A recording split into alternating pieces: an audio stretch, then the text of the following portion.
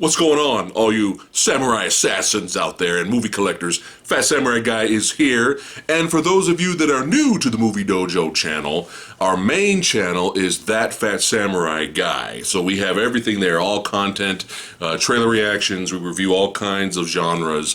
But here on the Movie Dojo channel, this is just for fun, our little side channel here, we're mostly going to focus on martial arts and action cinema here. So we just uploaded a Fat Pickups video, a huge, epic, long, drunken style, where we get a little tipsy, pickups video on that channel. So if you want to see the entirety of that video, I'll leave a link in the description box below. But just for fun, just for this side channel here, I would like to do a quick little pickups video for you guys, taking from that long, epic video, just the martial arts and action Blu-rays that I picked up. So in case you guys don't want to watch that full, long, epic, almost 3-hour video, you just come to this channel and see what I got. So I think I'm going to do that for future upcoming pickup videos. Whatever fat pickups we do on the main channel, That Fat Samurai Guy, I'll do another quick one here for this channel, for the Movie Dojo, just focusing on the martial arts and action cinema. So let's get to it. All right, first up is a movie starring Gerald Okamura, the badass Gerald Okamura, and Eric Lee, and it is called Ninja Busters. That's right, Ninja Busters. Highly recommend, if you guys have not seen our Movie Dojo episode where we review this film. It's hilarious, it's damn funny, it's epic. Make sure you guys check out Ninja Busters if you haven't already. So, Ninja Busters.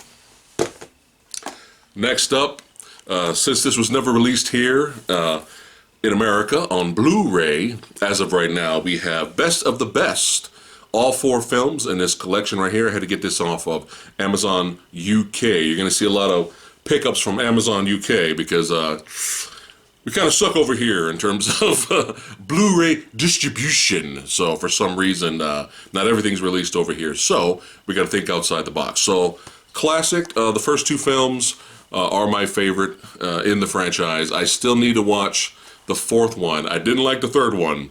But yeah, best of the best. First 2 are good stuff.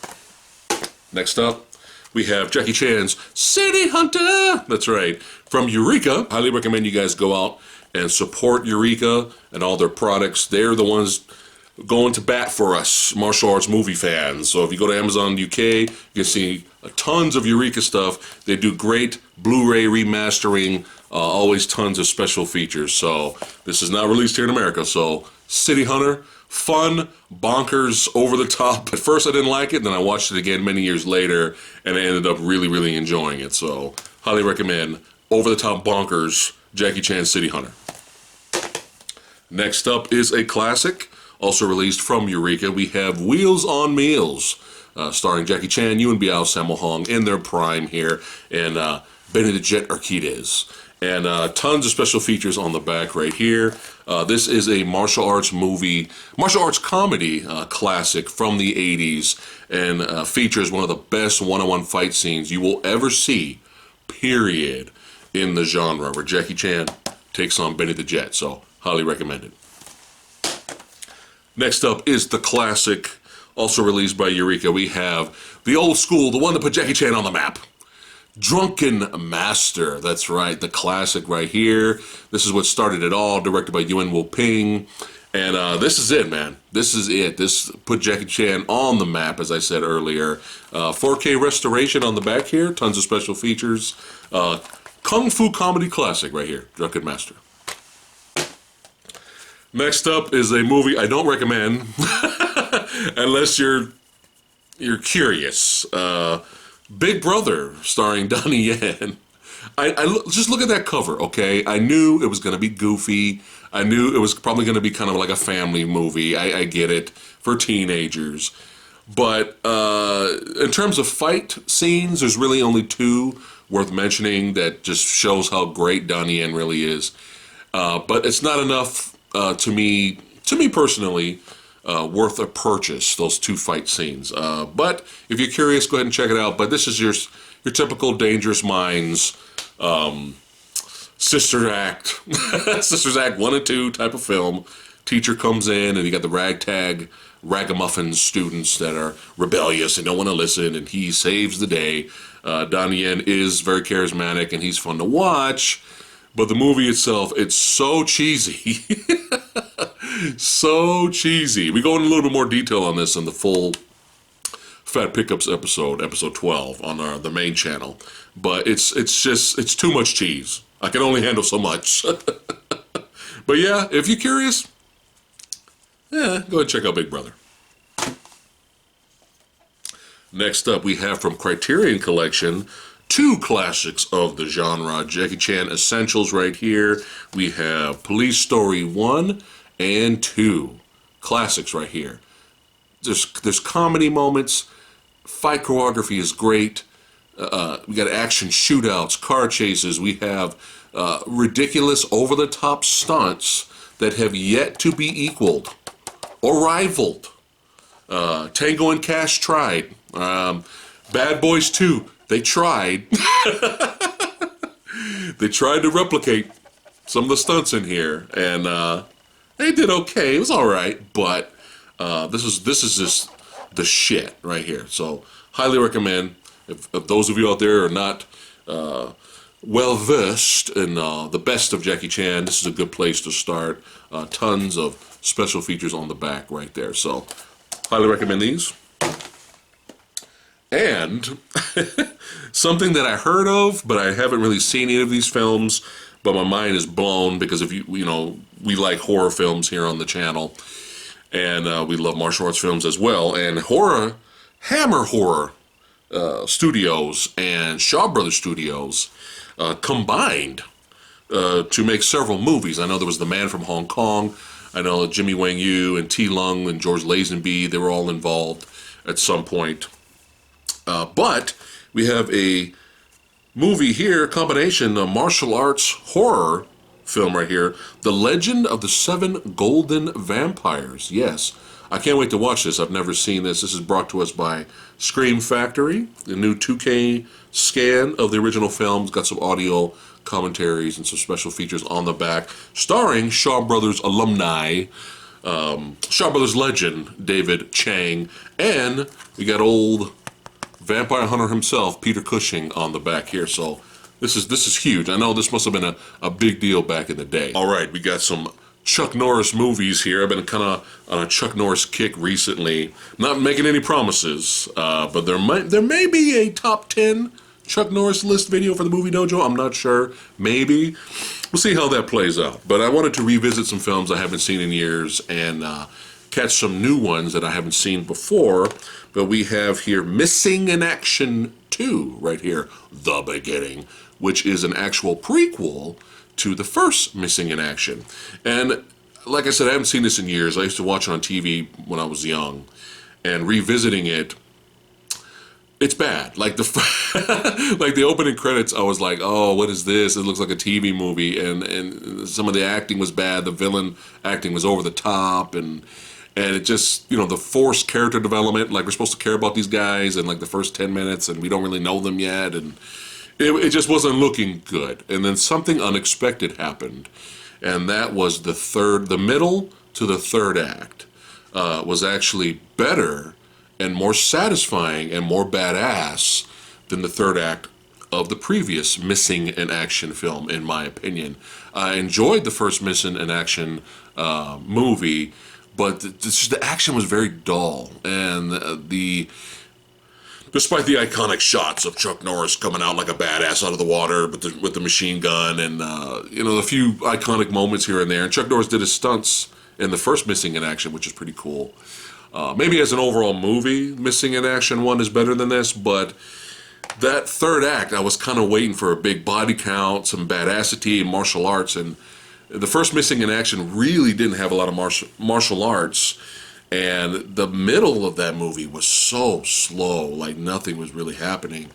But thankfully, to my surprise, the third act to this, we got Chuck Norris with a damn flamethrower. Do I need to say more? Chuck Norris with a flamethrower. We got a bigger body count.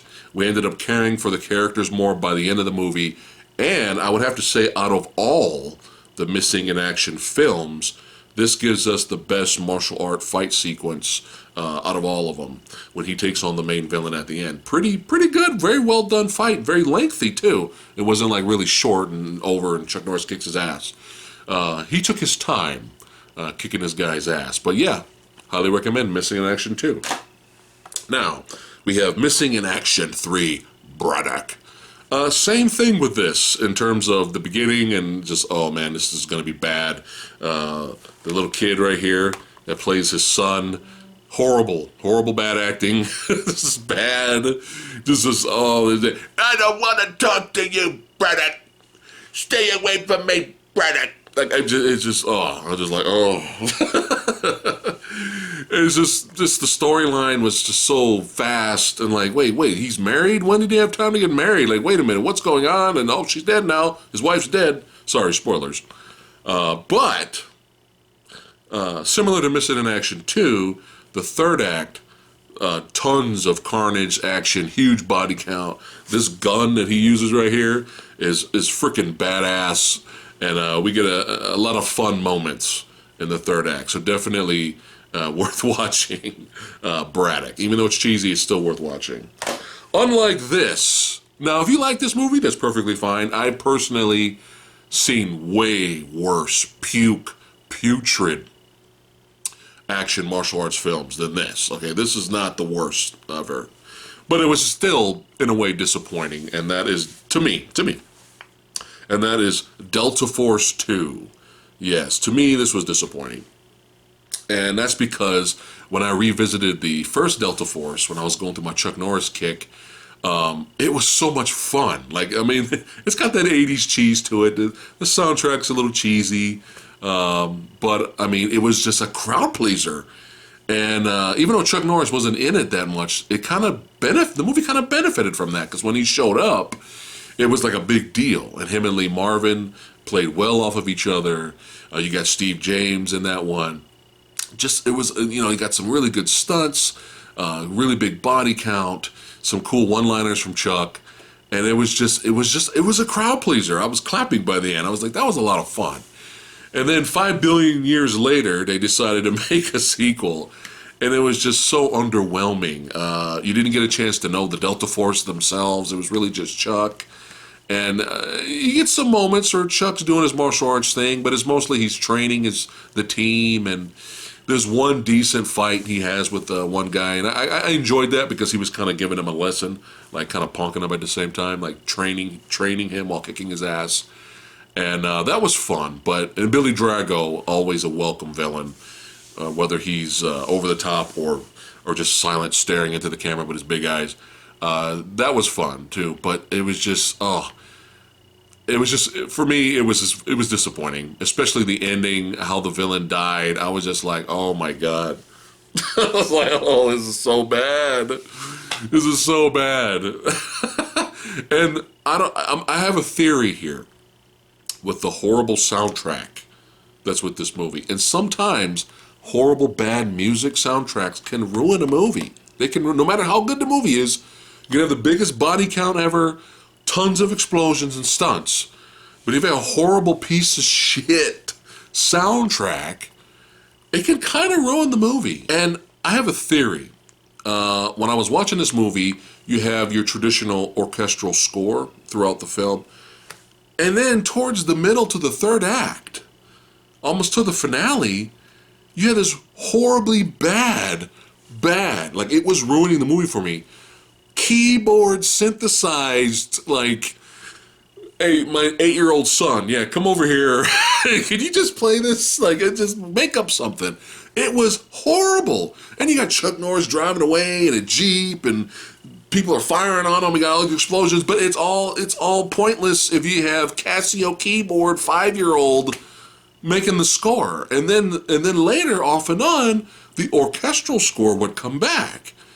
And it was so bad that my theory is that they used, this is just my theory, I'm probably wrong here, but they used orchestral scores from maybe previous films or other movies in the lineup here, and used them, just recycled those songs from other movies and just threw them in here. And then when they didn't have enough music, They brought in some jobber guy or whoever with his 6-year-old son, and they did the Casio keyboard parts to fill in the gaps of the movie. That's the only thing I could think of, because it makes no sense. When you watch this, it makes no sense whatsoever. You're hearing freaking Jerry Goldsmith. Oh, that's too much, Jerry Goldsmith. That's too good of a soundtrack. But you get what I'm talking about. Like, you hear Jerry Goldsmith's music, and all of a sudden it's like, it was just what the fuck? And just to show how lazily they kind of threw this movie together, look at the cover, all right? Look at the cover, right? Look at this cover. You see what's going on? You see what's happening here? This same gun here, he's holding here, but it's not in the fucking movie. He does not use this gun in the fucking movie. Yeah, so I get it. If you like it, if you love this movie, that's perfectly fine. But for me, it was kind of disappointing. Next up, we have one of my favorite martial art actors, Vincent Zhao, in the Unity of Heroes. And it says on the back, a blast of nostalgia. And I hope so. I really hope so, because that's one of the reasons why I bought this. Because if you are unaware, let me segue into this really quick. Brought to us by Eureka.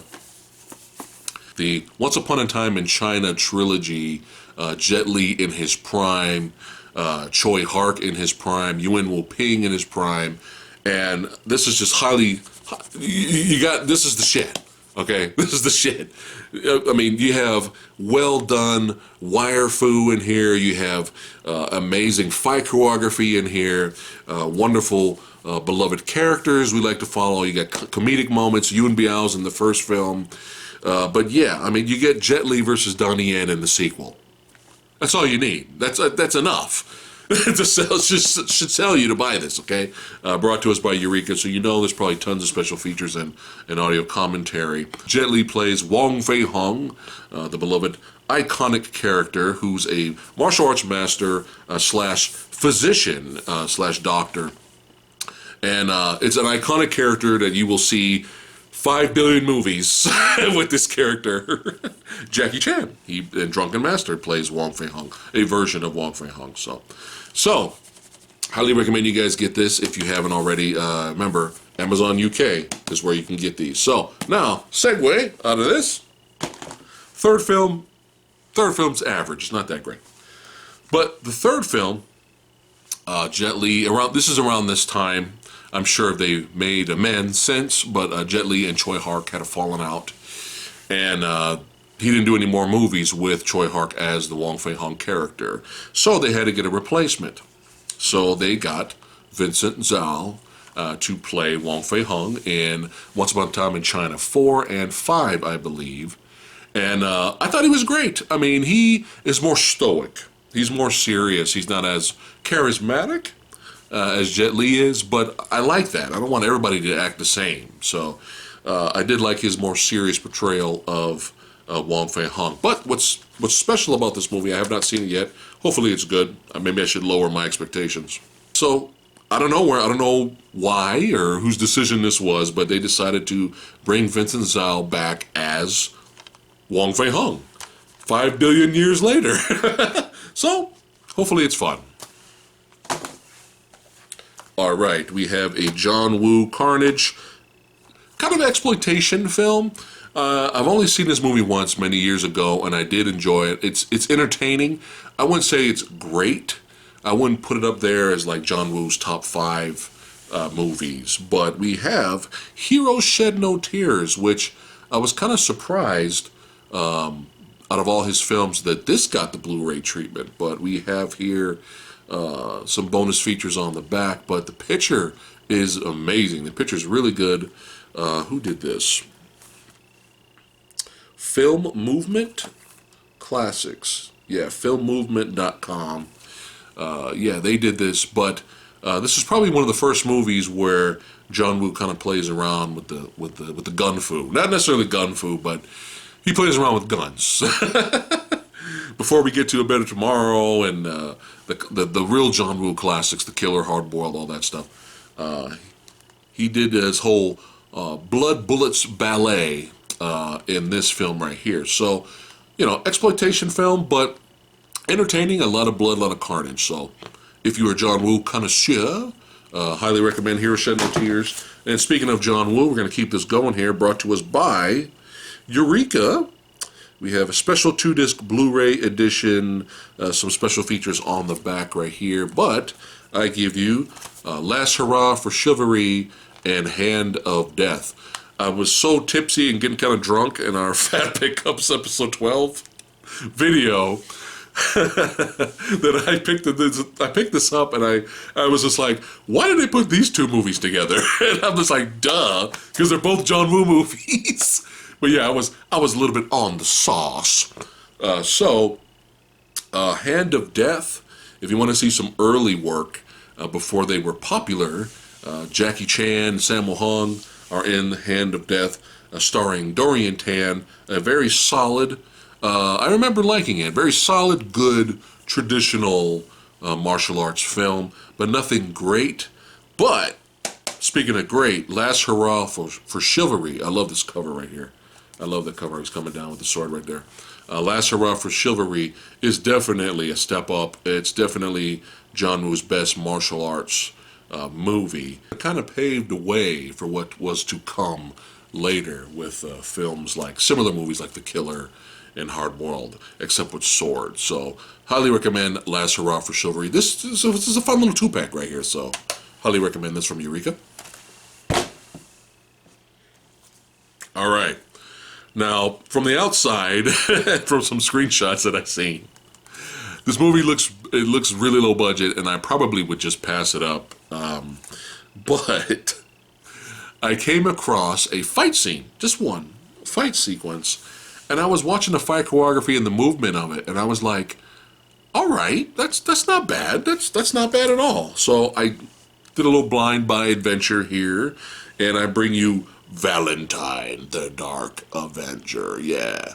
So what we would like to do, me and Lady Fat Blood, on our main channel, which will probably end up segueing over here to the Movie Dojo channel, is we want to start reviewing movies, comic book movies, superhero movies, inspired movies, outside of the realm of Marvel and DC, and some of them from different countries as well.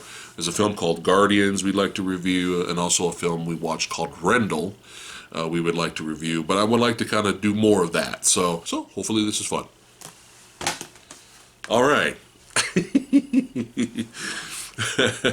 I know you guys have been asking us for months. Eventually we're going to get to it. Yeah, there's a reason why there was a delay of doing it, but eventually we will get to it, so I'll just kind of be patient. So, Triple Threat. That's right. Our boy from Germany, Mr. Nina Lusick, sent this to us, and it's got an all-star cast if you're into the martial arts genre, if you're big fans.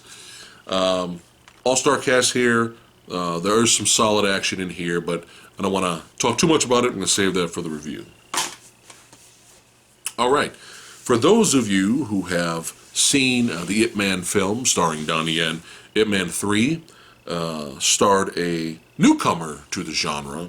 He's badass. He's pretty good. So far, everything I've seen him in, he's been pretty badass. That's Mr. Max Zhang here. So he kind of played the antagonist, kind of, in a way, to Donnie Yen's Ip Man character in Ip Man 3. So this is a spin-off with that same character, if you guys are unaware. So it's called Master Z, Ip Man Legacy. That's right, directed by Yuen Wu-ping, starring Dave Bautista and martial arts legend Michelle Yeoh. And we get a little Tony Jaa bonus on the back here. So I'm excited to watch this. I got a good vibe. This is going to be a good time. So, but yeah, more Max Zhang in future films. All right, classics, cult classics, something I would never ever thought would be remastered and brought over here in America. But thankfully, Shout Factory has given us the Street Fighter collection starring Sonny motherfucking Chiba. That's right, the badass. Because if you have to fight, fight dirty. Yeah. So, classics. Obviously, the first one is my favorite. The first one's the best in the trilogy. But the two are the two that came after are fun exploitation martial arts good time. So, highly recommend over the top, violent, insane Street Fighter collection. Big Trouble in Little China. Do I have to need to say anything about this movie? But this is brought to us by Arrow Video. This is probably the 56th time I bought this movie again, because it's one of my favorite movies of all time. But you got tons of special features on the back here. I love the cover there. It's pretty cool. And it does have a reverse cover of the traditional Big Trouble in Little China cover if you want to flip it around. But this is a cult classic, a martial arts, comedy, romance, drama, suspense, fantasy, horror movie. Yeah. Covers all the bases right here. And that's why when this was released in the 80s, people were like, what are we watching? Like, they didn't know how to handle it. This movie was very ahead of its time, mixing all those genres together. But thankfully, it's over the years, it's hugely popular now. There was even talk of a remake several years ago. Yeah. But, yeah, classic. All right. One of the surprises of the year for me and Lady Fat Blood is a Vietnamese martial arts thriller called Fury. This was really good. I highly recommend you guys check this out. This stars, I'm gonna butcher it, Veronica Ngo, and I think I butchered that. I apologize, Veronica. But this is, you know, in the style of Taken, very similar styles. Their daughter gets kidnapped, and she's trying to rescue her daughter. And what I like about this movie is that she's not this, you know, they actually give an explanation of why she's a badass, which is part of the character development in the movie, which is very well done. But what I like about the film is that she's not a superwoman. She's not like untouchable, destroys everybody easily from beginning all the way to the end of the movie. No, she gets fucked up. Like she gets her ass kicked. Okay, and I love that. I love that. It's a little bit more realistic. Of course, you know, it's a martial arts movie, so you gotta take some liberties with a few things here and there. But I do like the fact that she's not Captain Marvel. Oh, shots fired! Were the shots fired? But yeah, she actually has personality and a character. Highly recommend Fury, and be patient with the film too, because when the fight sequences start happening, they're very, very basic, very plain, they're very average from the beginning, and then all of a sudden, towards the middle, and then by the end of the movie, woo, they get a lot better, and I'm screaming like a little girl watching this movie towards the end. I was like, ah! Yeah, so highly recommend Fury. All right, brought to us by Eureka again, Iron Monkey. Classic Yuen Woo-ping film, Donnie Yen vehicle right here. Tons of special features on the back, as you can see. And this, like I said earlier, 5 billion movies made about Wong Fei-hung. But this one is almost, in a way, a prequel to the Once Upon a Time in China films. Kind of. But you have little baby Wong Fei-hung here. And this little kid, badass martial artist. You get to see little kid Wong Fei-hung kick ass in this film. But Donnie Yen plays his father, Wong Kei-ying. And it's very, very kind of a Robin Hood type movie. But you get some crazy, insane, what the fuck were they thinking, wire fu sequences. But still fun and well done, even though they're insane. And we have really, really good fight choreography from the masters. Oh, really quick, I forgot. Fun little story. It'll be really quick. It'll be really fast. So, due to the popularity of Crouching Tiger, Hidden Dragon when that was released over here, they started taking a chance and releasing similar films over here as well. So, when they released this in theater over here, me and the Fat Ninja went to go see this movie, and every time, as soon as Donnie Yen showed up for the very first time, there was a group of guys behind us, and they were like, "Hey man, ain't that Lou Diamond Phillips?" and me and Fat Ninja couldn't stop laughing. We could not stop laughing, so every time Donnie Yen came on the screen, they were like, "Hey man, yeah man, that's Lou Diamond Phillips. I ain't seen him since Young Guns." I was just like, oh my God. We couldn't stop laughing. Like, they were dead serious. It's like, come on. All right. Just because he was good with that knife and Young Guns, twirling that knife around. Do you really think Lou Don Phillips is doing the martial arts sequences in this movie? Come on. Come on. Common sense. But we got a kick out of it. And I could see the similarities maybe a little bit, maybe in the face. I don't know, maybe a little. Lou Don Phillips, yeah. I got a kick out of that. I had to share that with you guys. All right. 2 more essential Jackie Chan classics right here. So you got the police stories, right? Now you have Project A and Project A2. These are beloved classic action comedies, adventure films, brought to us again by Eureka. So, you know, it's got tons of special features inside. And this is just a fun series right here. Jackie Chan plays, he's part of the Navy Patrol, and they fight pirates. I know, it sounds like, what? But when you watch the film, you're going to have so much fun. Crazy, insane stunts. Really, a lot of really good fights in here, and a lot of comedy. I enjoy both films a lot. I like the first one just a little bit better. I go back and forth because they're both really good, but the first one I like a little bit better because it's got Sammo Hung and Yuen Biao in it.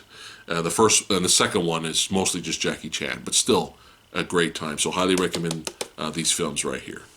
All right, really quick, we're going to do a speed run right here and kind of wrap things up. We have a action comedy, Wasabi.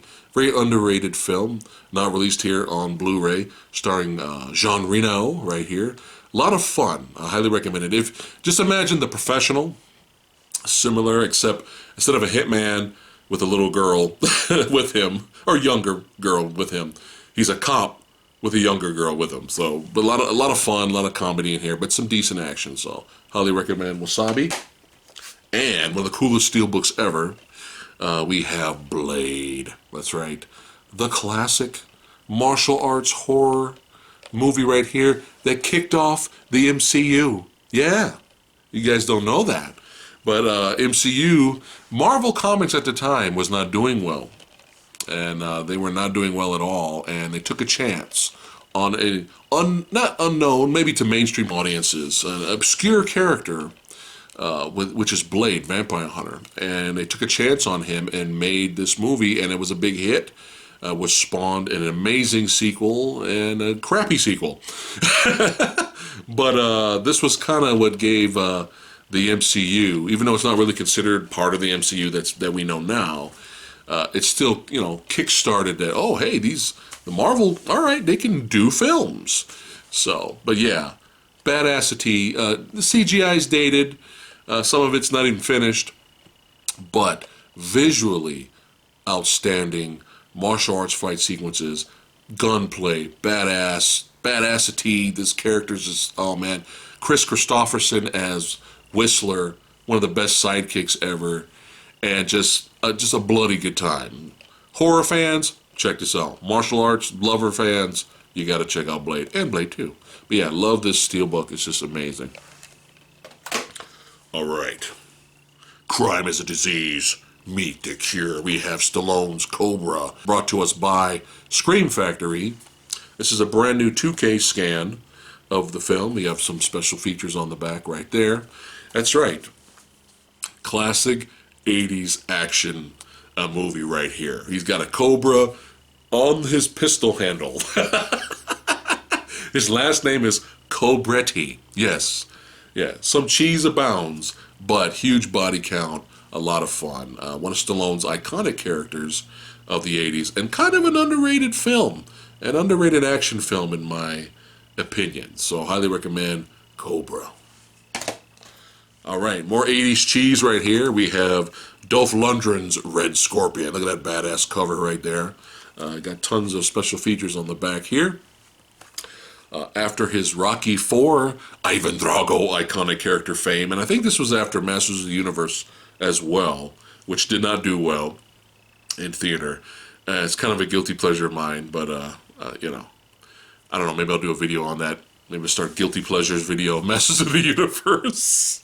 But yeah, this got him back on track of being a more iconic action hero star. But yeah, huge, gigantic, ridiculous, over-the-top, badass gun that he uses in this movie. Yeah, big body count, good time.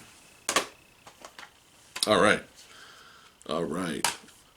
Donnie Yen Special ID. I did a Movie Dojo review of this film a while back. If you guys want to check it out, go ahead.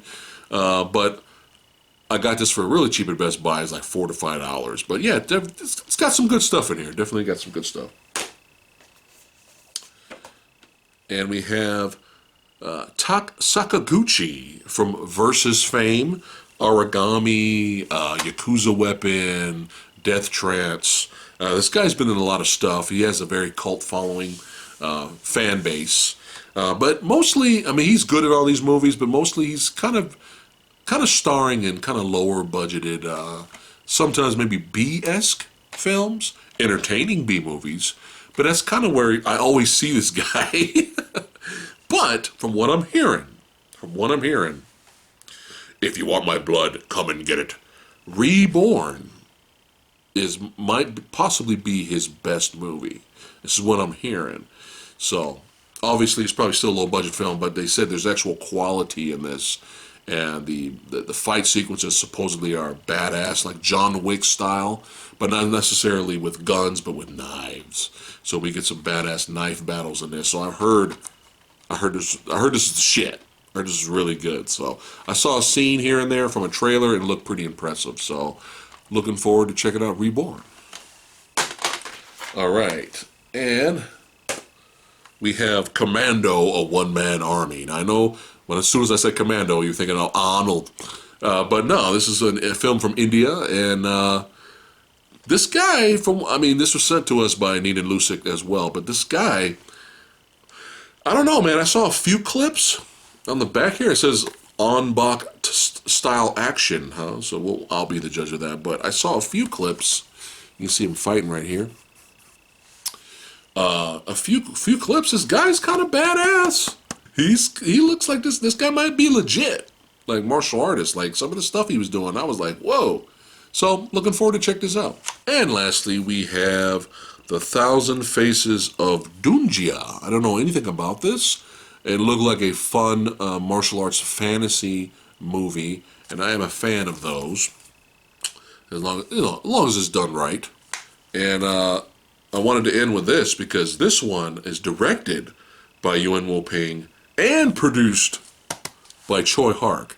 Holy shit! So I should probably, on the safe side, lower my expectations, but it's kind of hard what those names are attached. But it says visually stunning fantasy adventure. So hopefully it's a good time. The Thousand Faces of Dunjia, if I'm saying that right. So that's it for today's Pickups Movie Dojo edition, episode 1, I guess. So I'm going to start doing that for any future Fat Pickups videos. Again, I'm just reminding you guys, on the main channel, That Fat Samurai Guy, if you have not subscribed, go over there and subscribe and share our videos. We love doing videos for you guys and talking about movies and having a good time discussing what we love. But yeah, every time I'll do a Fat Pickups over there, I'll do like a short video, just mostly focusing on the martial arts and action films that I got. So in case you guys want to just come straight here, you can on this channel, The Movie Dojo. So don't forget to like, share, and subscribe. I'd like to thank all you badasses for watching. We'll see you guys next time. Peace.